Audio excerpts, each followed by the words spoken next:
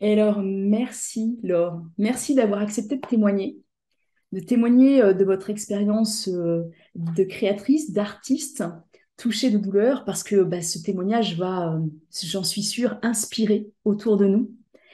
Alors, vous êtes danseuse, engagée dans la chorégraphie, dans la pédagogie. Est-ce que vous pouvez peut-être vous présenter brièvement? On va essayer. Voilà, j'ai fait de longues études de chorégraphie et de technique de danse surtout. Et à l'issue de ça, j'ai eu plutôt envie d'être chorégraphe dans un premier temps. Donc chorégraphe et danseuse pour moi-même surtout, parce que les places sont chères dans les auditions. Et puis ensuite, j'ai petit à petit donné des ateliers pour des amateurs, pour des enfants. Et l'envie d'enseigner, la pédagogie m'a de plus en plus appelée. Et donc voilà, aujourd'hui, j'en suis à faire le lien un peu entre la chorégraphie, la pédagogie et mon expérience de danseuse. Hmm. Et alors, du coup, vous m'avez parlé de différents types de douleurs. Est-ce que vous pourriez peut-être nous expliquer ce que vous avez expérimenté comme difficulté ou peut-être comme moment de doute lié à certains de ces symptômes? Alors, je vais donner une métaphore que j'ai donnée à une de mes amies il n'y a pas très longtemps. C'est que elle me disait, eh ben, dis donc, pour être chorégraphe, faut avoir quand même un sacré ego et il faut pouvoir se blinder face aux critiques des autres, en fait. Surtout plus que d'avoir, voilà, plus que l'ego, c'était être capable de se protéger des critiques des autres. Et du coup, moi, je lui ai dit, bah, écoute, moi, j'avais un super bouclier. Et en fait, au bout de 20 ans de critiques qui effectivement sont plutôt négatives que positives, effectivement, mon bouclier est en train de se fissurer. Donc les doutes, ils viennent du fait qu'à force d'avoir des critiques de déconstruction, on n'est plus forcément actif dans la création et on commence à se dire, alors qu'est-ce que je dois faire? Est-ce que c'est bien ce que je veux faire? Pour qui je veux le faire? Je le fais pour moi? Je le fais pour les autres?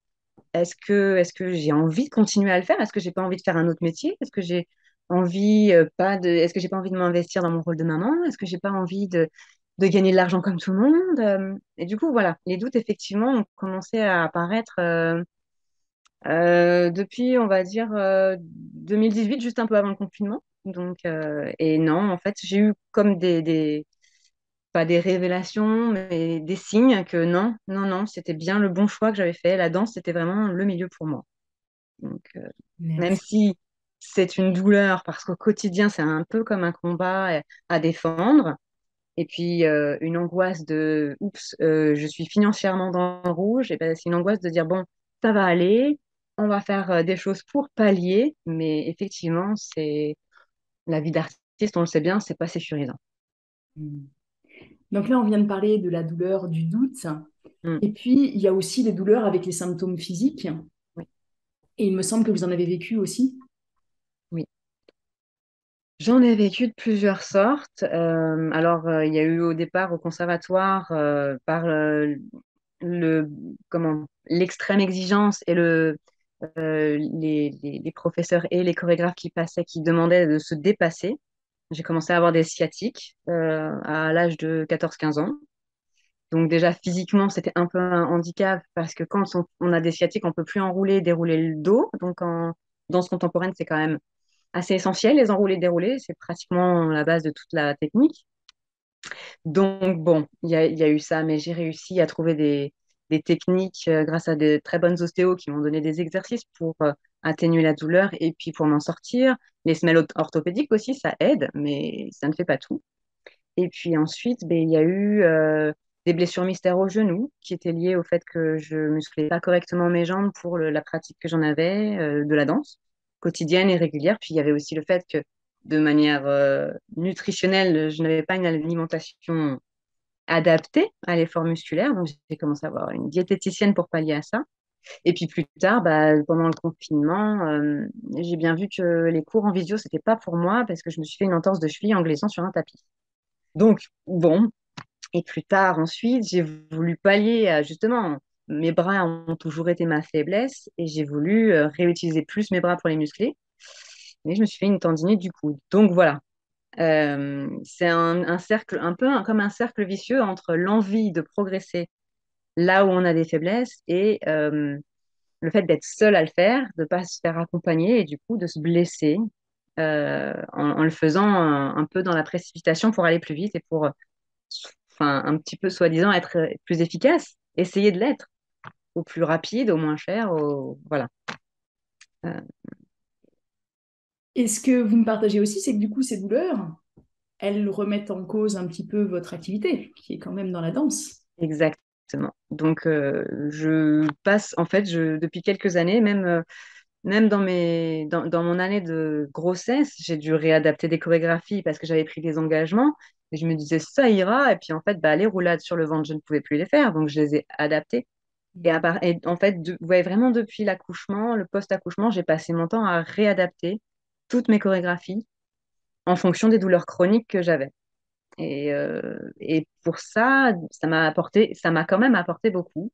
Parce qu'en tant que chorégraphe, du coup, quand quelqu'un me dit j'ai mal, je comprends pas entre les répétitions ou pendant, quelqu'un me dit j'ai mal là, j'arrive pas, je sais pas, alors on en parle et je dis bah écoute, dis-moi ce qu'il y a, non mais cette roulade-là, j'arrive pas à la faire. Eh ben écoute, tu sais quoi, on va pas faire cette roulade-là, je te laisse 5 minutes. Tu me trouves une autre manière de faire ce passage de cette position debout à cette position allongée. Et on fera pas la roulade que je t'ai imposée, qu'on a essayé de faire. Voilà, on fait autre chose. Et tu m'apprendras ce que tu as créé. Donc, c'est positif en ce sens que ça m'a donné une espèce de conscience que l'autre n'a pas le même corps que moi et que l'écouter, c'est hyper important pour que tout le monde soit à l'aise dans une chorégraphie. Alors, quand on est dans une grosse chorégraphie de groupe, on ne pourra pas écouter chaque personne, mais on peut essayer quand même de faire un peu de cas par cas pour que visuellement ça ait l'air pareil, mais que chacun le fasse à sa manière sans se faire mal. Donc, Ah, voilà. vraiment intéressant. Là, du coup, Laure, merci. Vous venez de partager. C'était ma question suivante, c'est dans quelle mesure la douleur avait peut-être créé des changements dans votre activité. Et finalement, ben, un des déclics, c'est par votre propre vécu et adaptabilité, vous vous êtes ouverte à écouter l'autre et à vous adapter par rapport à l'autre. Ouais. Intéressant. Est-ce que ces expériences de douleur ont aussi créé d'autres déclics? Oui, oui, oui. Euh, Bah, par exemple, la douleur du mystère du genou m'a appris que je musclais pas assez bien mes jambes. Et puis, l'entorse de cheville aussi, c'est potentiellement parce que mes bas de jambes, mes pieds ne sont pas utilisés assez efficacement. Les mains aussi, les douleurs de main sont liées au fait que mes bras sont hyper laxes et pas, les articulations hyper laxes et les bras pas assez musclés. Mais j'avais pensé à autre chose. Euh, En fait, oui, voilà. À terme, toutes ces petites douleurs chroniques ont généré beaucoup de fatigue. Et ben, cette fatigue et ce dépassement de soi qu'on m'avait appris au conservatoire, elles sont tellement installées dans ma vie aujourd'hui que j'en viens à me dire, bah, finalement, l'image que j'avais avant de moi et de ma profession, elle a beaucoup évolué.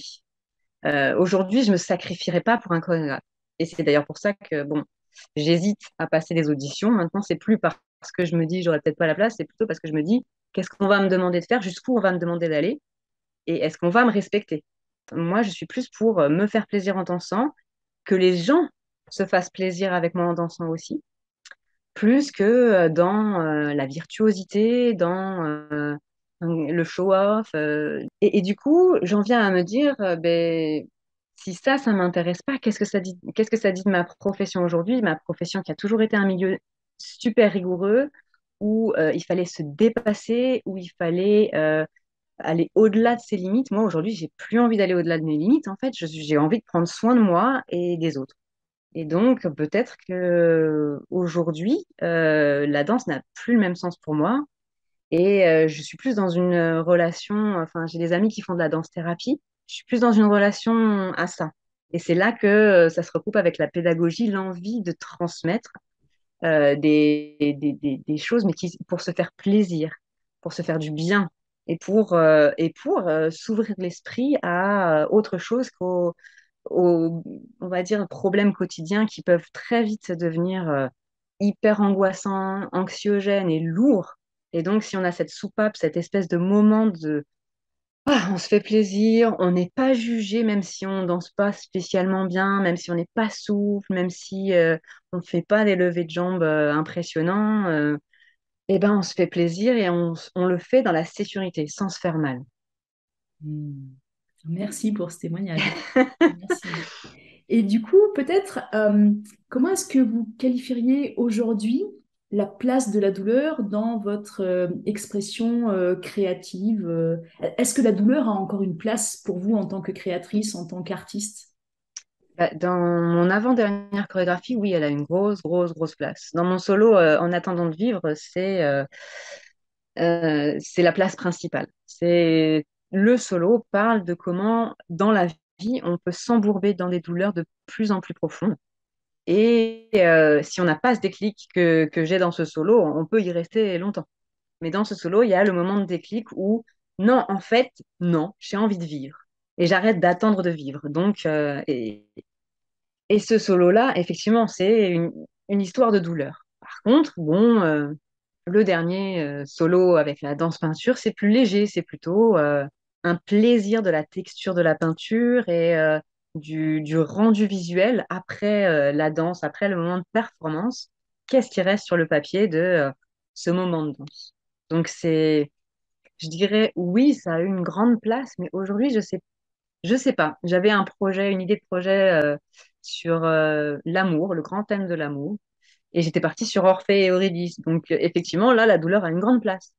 Mais si je pars sur une autre histoire, peut-être que la douleur n'aura pas une aussi grande place. Donc, aujourd'hui, je ne sais pas. J'en suis encore à l'état de réflexion sur mon prochain projet. Donc, je me dis, bah, je ne peux pas encore dire si la douleur aura une place ou pas. On le verra. Laissons venir. Merci en Exactement. tout cas, Laure, pour ce témoignage. C'était vraiment très riche. Euh, on a fini notre échange. Est-ce que vous avez peut-être un mot supplémentaire à rajouter? Juste que j'espère que mon témoignage fera en sorte que les gens se posent des questions sur leur rapport à leur vie, sur leurs envies actuelles. C'est le but de mes chorégraphies, c'est est-ce que ça fait un déclic pour qu'on arrive à se concentrer un peu sur soi. Parce que bon, beaucoup de gens donnent l'impression de se concentrer beaucoup sur eux-mêmes, mais finalement peut-être pas vraiment. C'est peut-être qu'une façade et je voudrais rappeler qu'on ne peut pas aimer les autres si on ne s'aime pas soi-même. Voilà, tout simplement. Merci. De rien. Merci à Merci pour ce vous. témoignage. Merci à À vous de m'avoir bientôt. invité à le faire. Merci.